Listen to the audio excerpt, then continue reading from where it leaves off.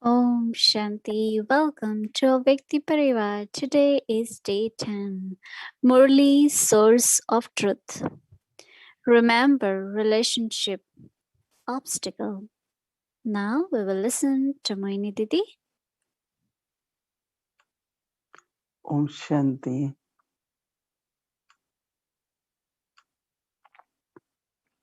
Since we started our taking practices, homework from Murli of the morning, it had been very, very helpful. Baba is talking in the Murli about that there will be many obstacles in Yajna and they are ordained in drama. So Baba cannot do anything. But whenever there were obstacles, Baba asks the family or Yajna Nivasis at that time to have bhakti, to have more yoga, to have remembrance. There were many, many, especially oppositions in the beginning, oppositions from families, from society. You all know about that, how much there used to be picketing, and they will try to kind of, hurt Baba, the house where they were living. We are showing you all Adidev, the different stories of that time. But Baba will tell them that have regular, consistent bhakti. That means sit in yoga, sit in tapasya, in soul consciousness. Nobody can hurt you. And that's what they did all the time. So it was then partition of the country. Then when they came to Abu, were a lot of difficulties. The house which they rented was empty for a long time. It was a palace. And to keep empty and dark spaces are not good because lot of souls just go and souls without bodies, they go and reside there.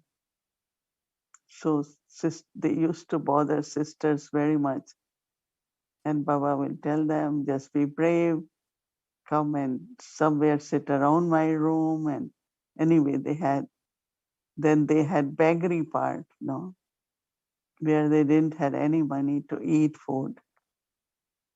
And there were many who left, but those who wanted to stay with Baba, they tolerated hunger, they tolerated whatever situations were. And so they had experience of all that. But only way Baba said to remove obstacles or not to be affected by obstacles was actually through tapasya, through remembrance. But then also Didi always used to teach us that there are many types of obstacles which are not from outside situations, but which are within the yajna.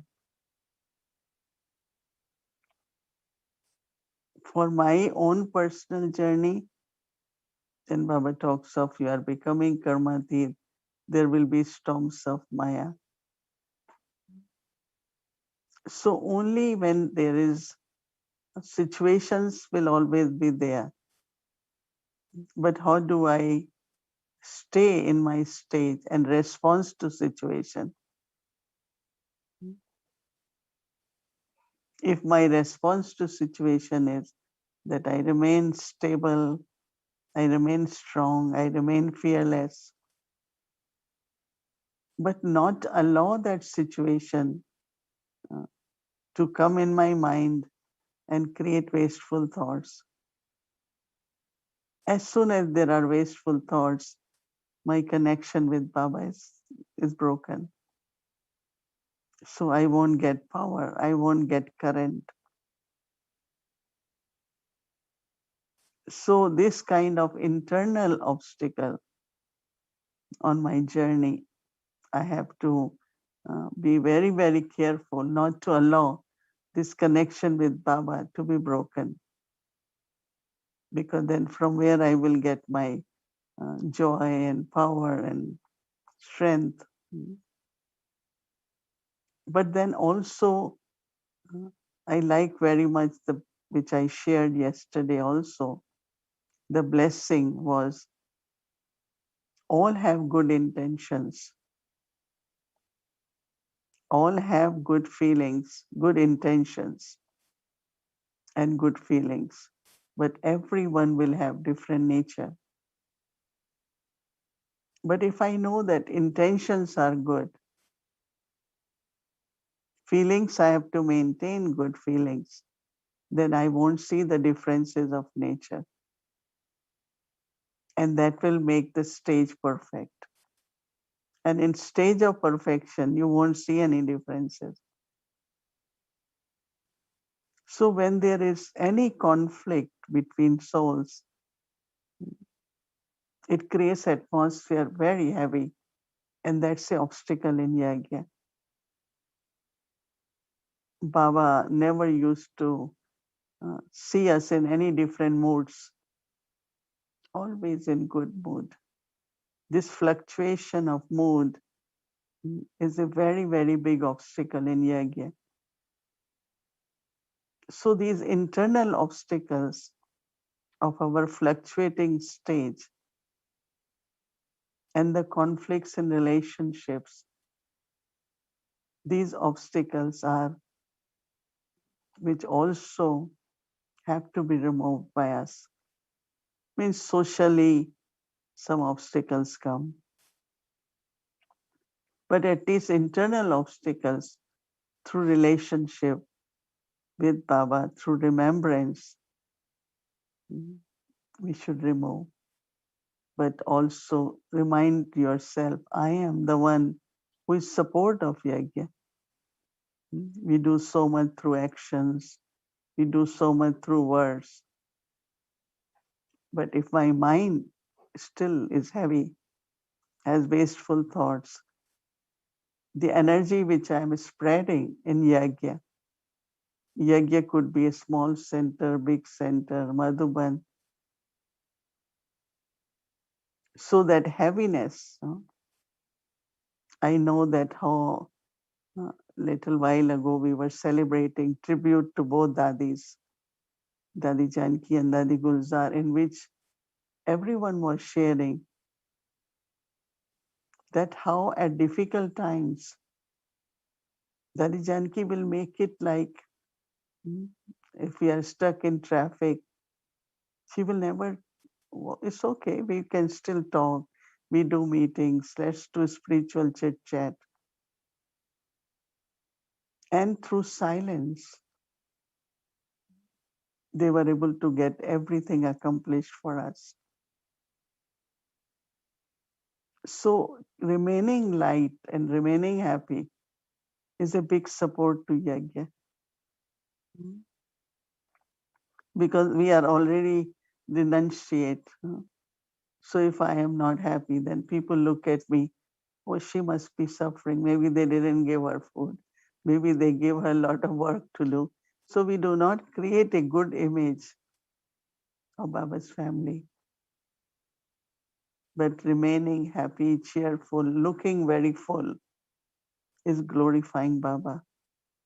Yajna also a Lokik family.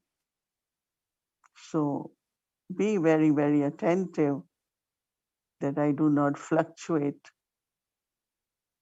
in my state, in my mood, and nothing. Our faith should be full of all attainments. And when the face is of full attainments, it automatically inspires others, but also we create a beautiful, beautiful energy within the yajna. So there are external obstacles, there are internal obstacles, but I have to become one who has to support the yajna. not create any obstacle. So relationship with Baba, relationship with everyone, and of course remembrance is most important. Om Shanti. Om Shanti. It's today Saturday, so first we will invite our dear brother Can, and we'll get our practice for tomorrow's Murli, and then awake the journey, the chit chat time. So we'll invite dear brother Eric with us. With Mohini Didi, we will have chit chat. So let's first invite brother Can.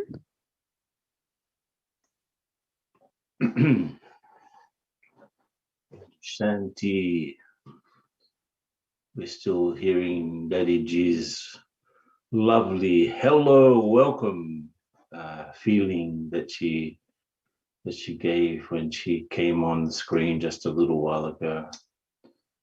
And so tonight we have we're going to look at the Murli a little bit. Today's Murli, as Didi was saying, how. And it's such an inspiring, all of those stories of how Baba and the daddies, and we've seen it ourselves with the daddies, how they faced obstacles using Baba's wisdom and using the power of tapasya. And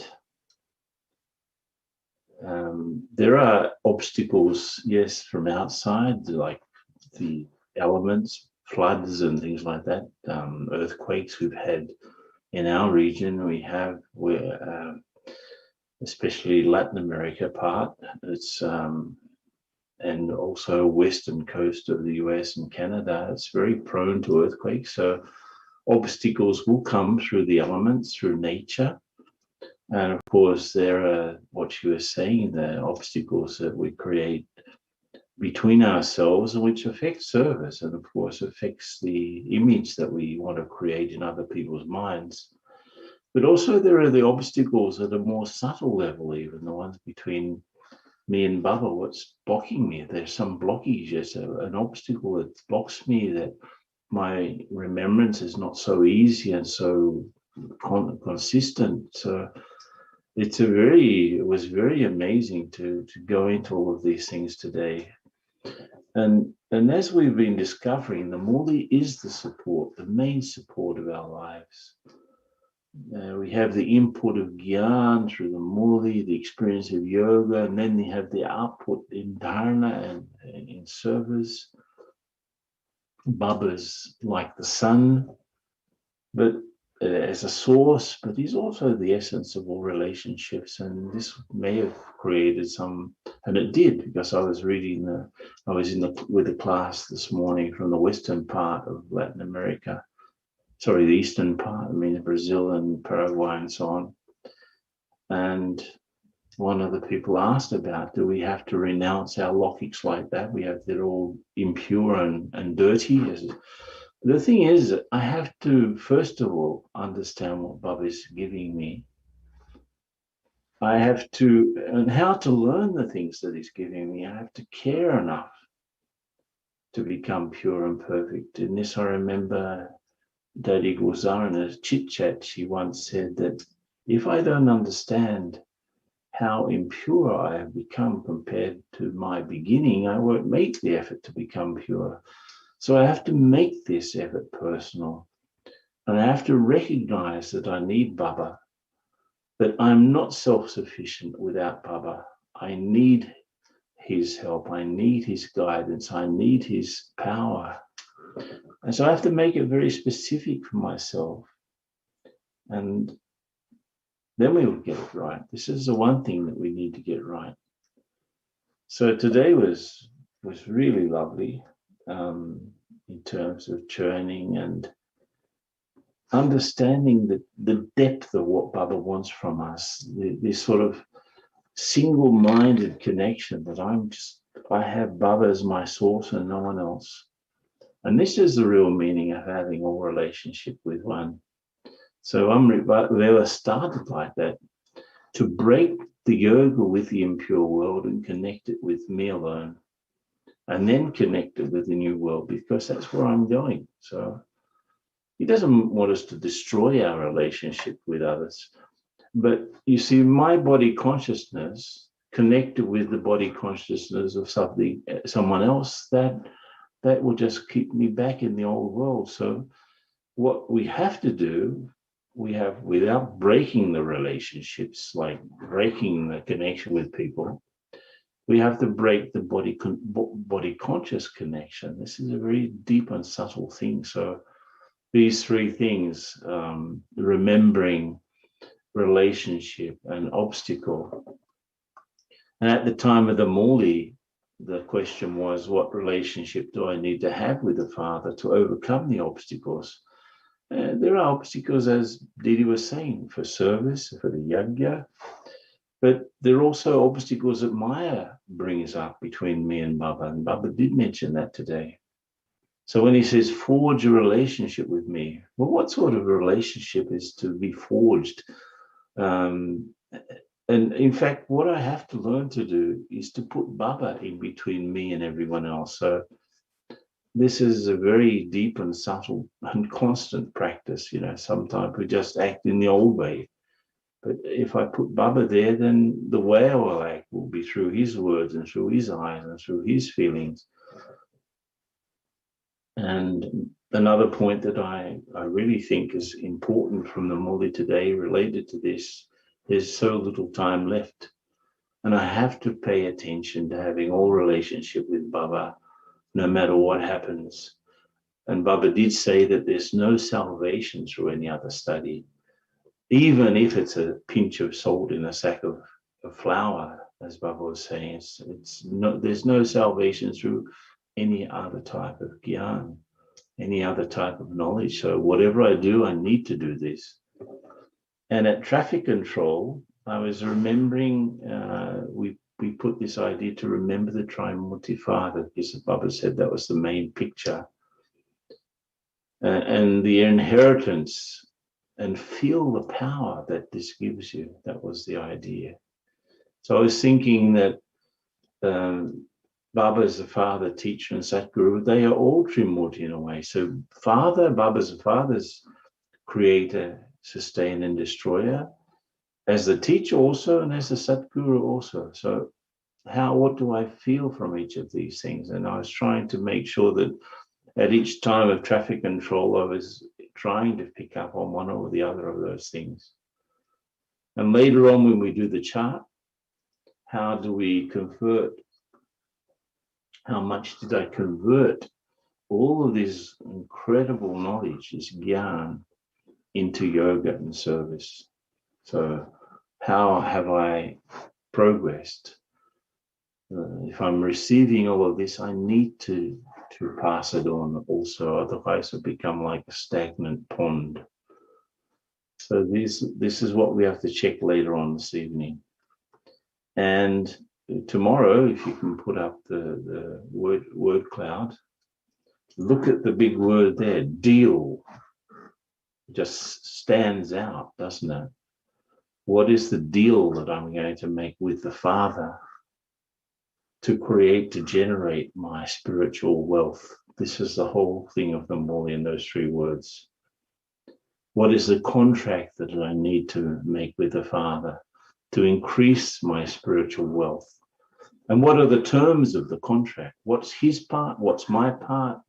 What are my rights and responsibilities? And what rights does Baba have over me? And what responsibility? He holds the weight, doesn't he? So this is how we're going to listen to the Murli tomorrow. Baba's proposing a deal. What are the terms? What am I going to sign on to? So listening at the time of the Murli, let's put up the three things of the homework. 3 points to become number one in the real experience of Baba's treasures. That's the listening exercise. So I'm going to figure out which ways to really have a real experience of Baba's treasures. At traffic control time,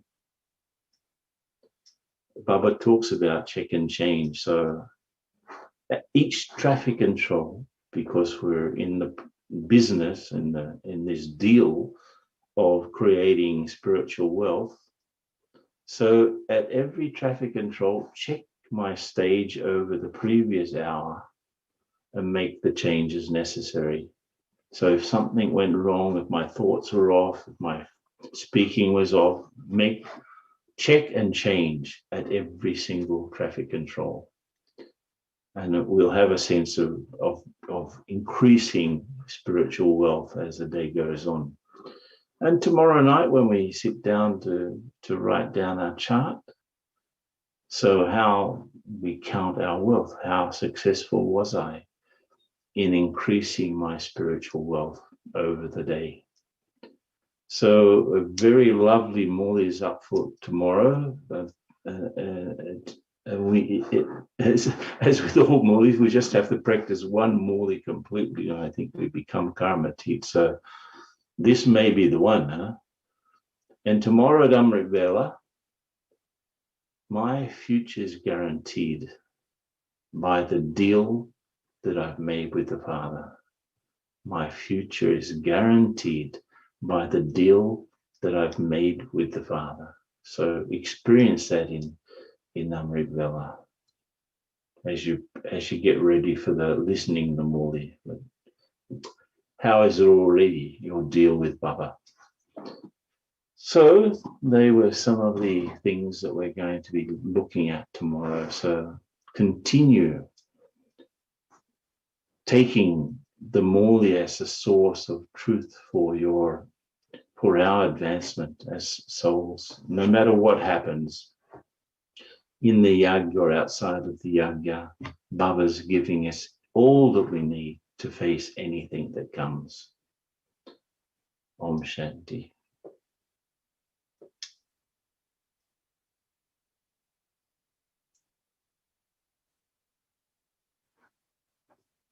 Om Shanti. Welcome to Vyakti Journey of Vyakti Parivar Chit, sharing from the heart that touches the heart. So let's invite our dear brother Eric.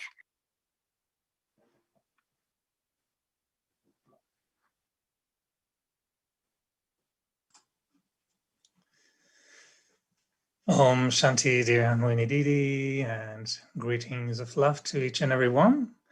Happy to be back again.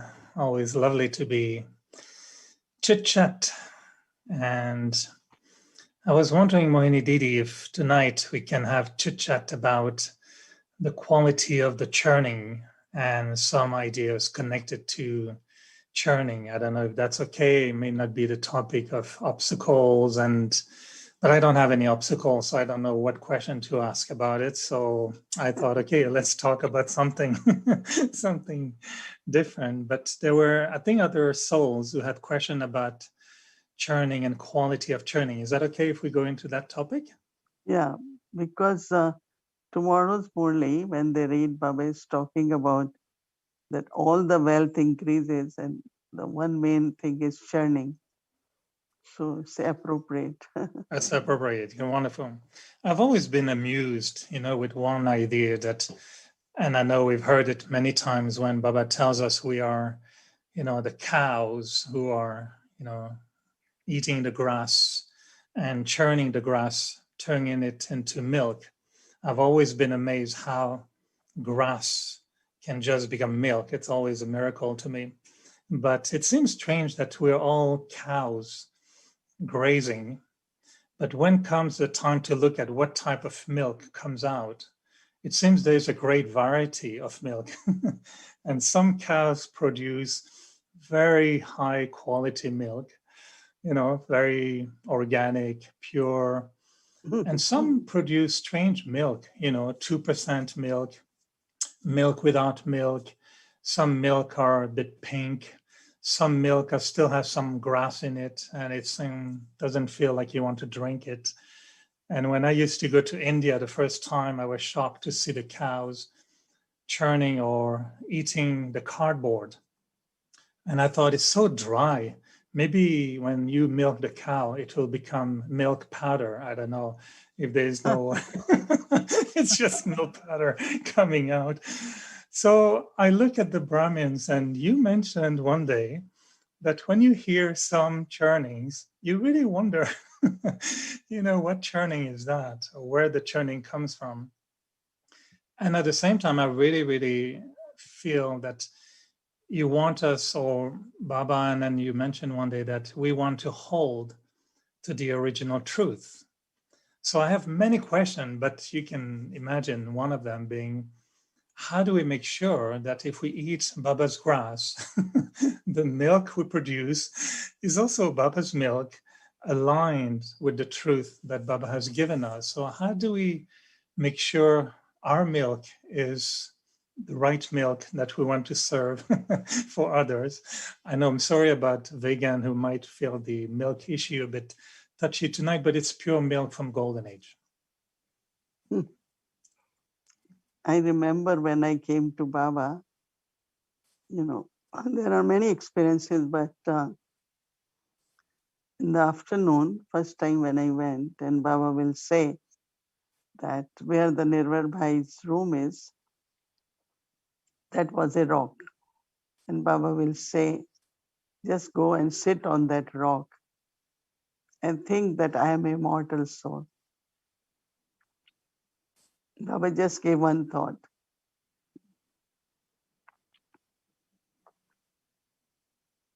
I came back. You came back. Did you meet Nirvar Bhai? He was not there at that He time. wasn't there.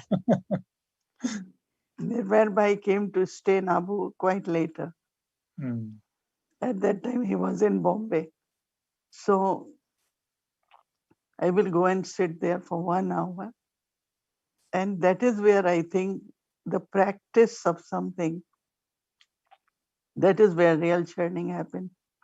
Okay, so if I'm immortal, what's the benefit?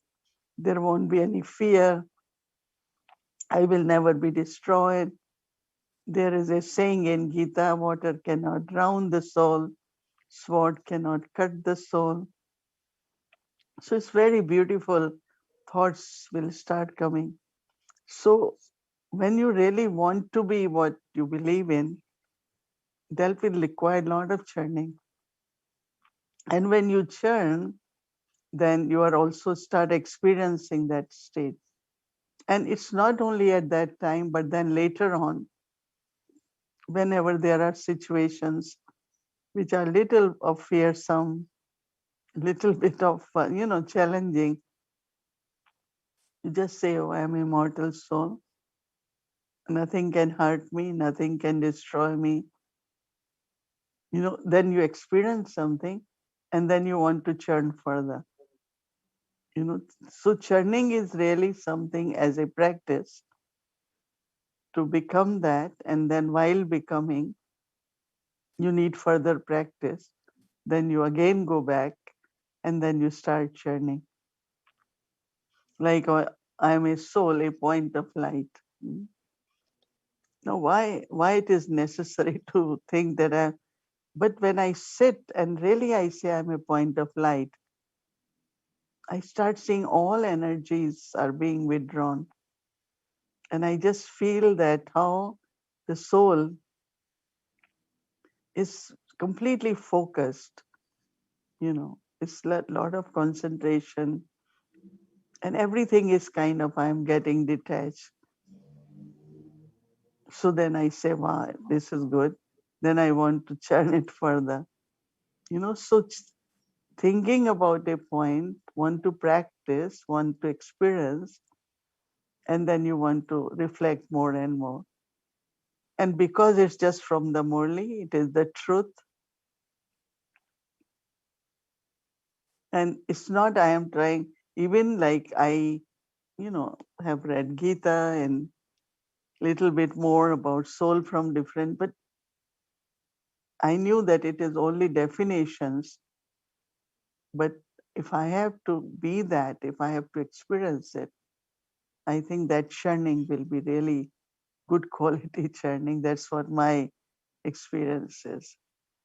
So what do you think we should pay attention to not to do, so we don't alter the knowledge or don't make buttermilk, or I don't know, when the milk spoils, what should we make sure, what we should pay attention, Yeah.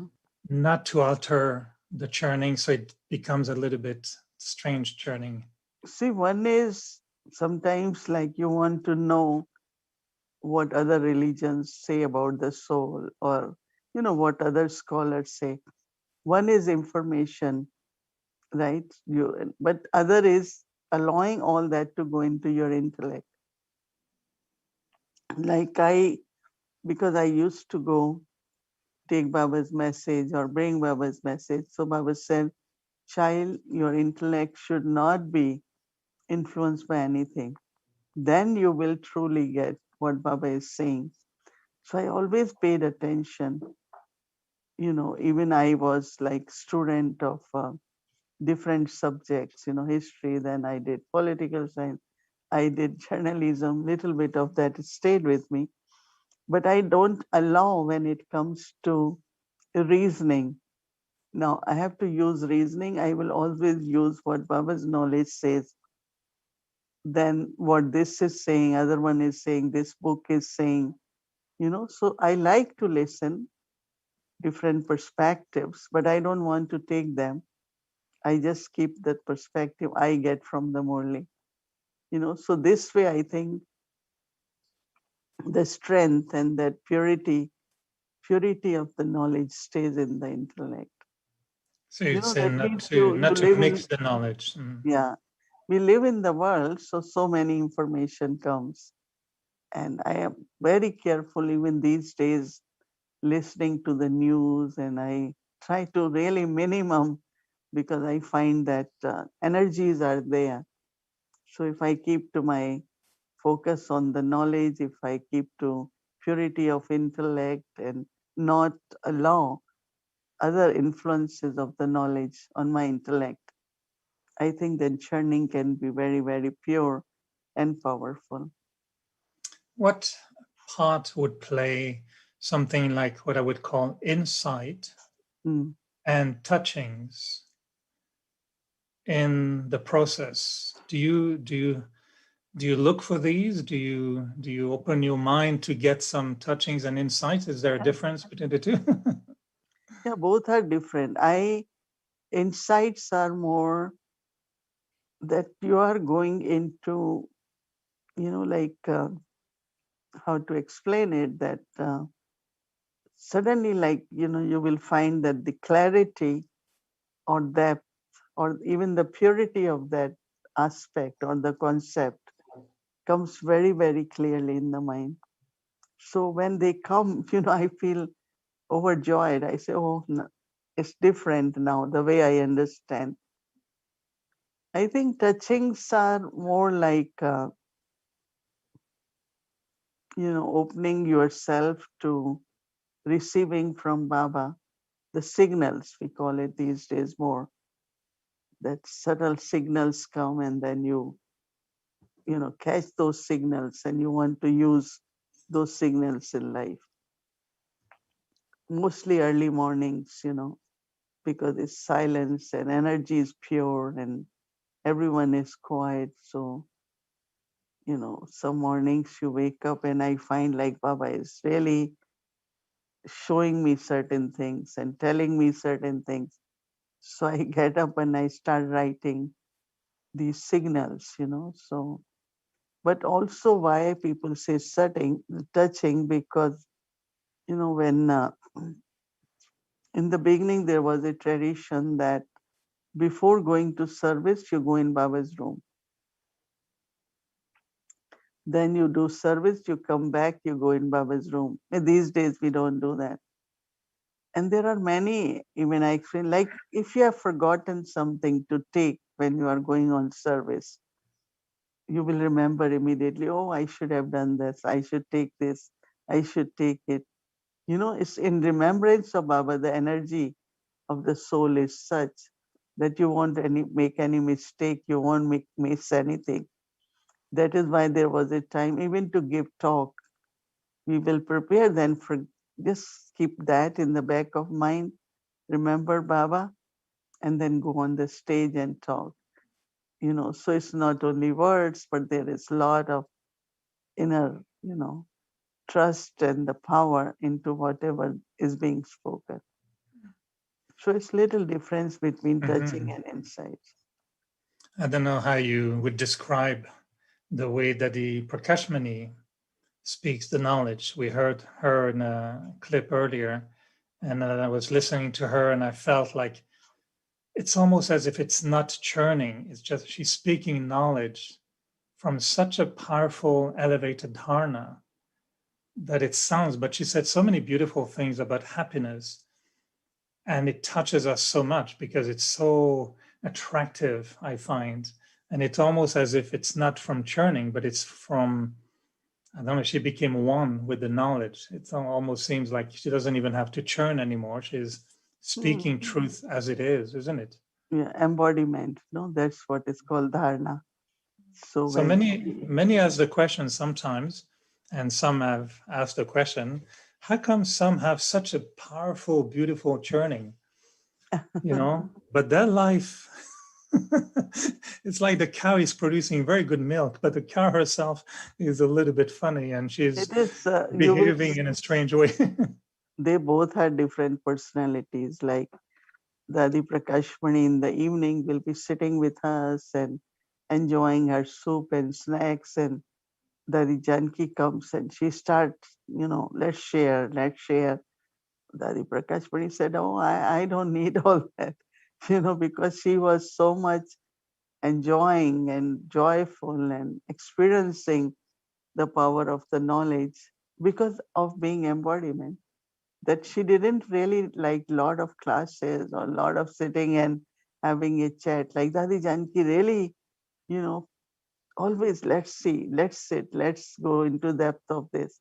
She will keep sharing her spiritual churning and insight. So I think all are different personalities. With Dadi Gulzar, she was just silent.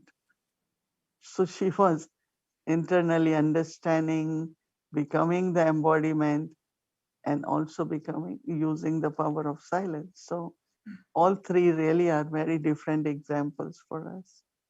But those you see around you, like all the Brahmins, why do you think that some can have such powerful or beautiful churnings, but their dharana doesn't match? So how can we change that? Yeah, they are intellectually, some that is why I also, because sometimes if especially when those who have to give talks and classes, they intellectually memorize things, right? Or churn. I have to tell this, I have to give this example, all that. And I was sharing with Sister Gayatri that day that there was a time I was not talking much, like officially, like these programs. So I was very much merged in Baba and all that. And now I have to talk, so I have to use my intellect, right? That, oh, read Murli again or write Murli, write Murli points. And but then also you have to be embodiment of that. That's definitely. So churning shouldn't just become an intellectual exercise. It should be very much connected one's dharana. That's what I feel. How would you describe the way you evolved in your own churning or your own relationship with churning the knowledge? Do you find that it has changed over the years, that you are doing it differently today than what you used to do before? How will I know? But I know that, I had this nature of reflecting all the time because motivating oneself towards efforts, I think churning always are very useful. Like if I have all attainments, okay, what will be the experience of all attainments? So to think about it, that is something lacking in me. The points Baba gave to apply to one's own self, that are they practically, is that's my stage now or not?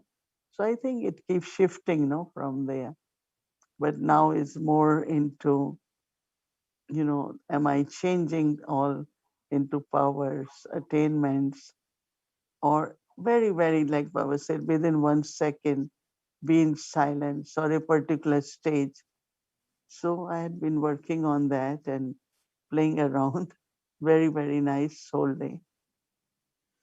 But I know you like to write, and I think you're very welcome to share your writings more often, because we received recently when the Gulzar left, you wrote something absolutely. I kept it almost as a poem, and I was really wondering, Sister Mohini, when did she write this? Because you sent a few words about the Gulzar, but the way it was written, I mean, I have French sanskars and we like poetry, and you know me, I put a lot of flowers everywhere all the time. But I thought that just for me revealing a side of your reflection that I didn't read often. So I'm really happy that you shared your reflection, and the way you wrote about the Gurza was absolutely very touching. I felt we had an insight into your the signals you were giving us. It was very, very beautiful. So I think we should read your notes from the morning more often. The feeling I have is what's the next phase? Now we are listening, practicing, checking, but we know that Baba has told us that he wants us to move to a point where we say a few words and they have such an impact.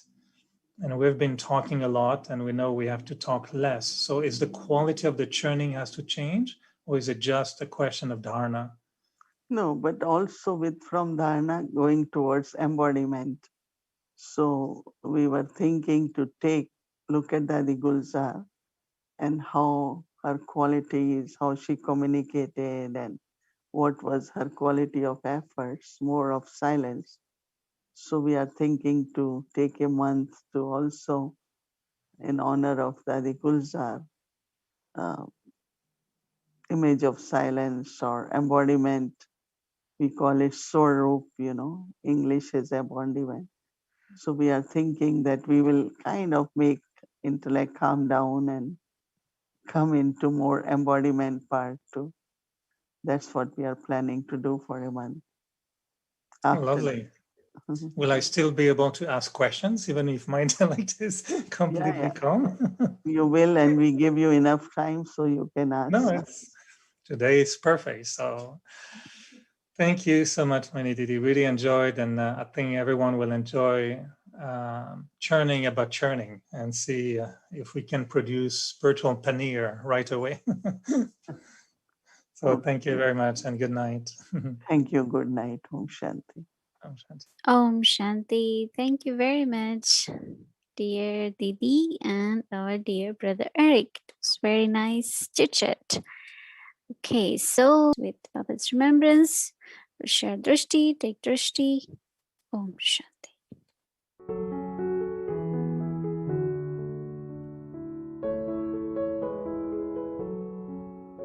Om Shanti.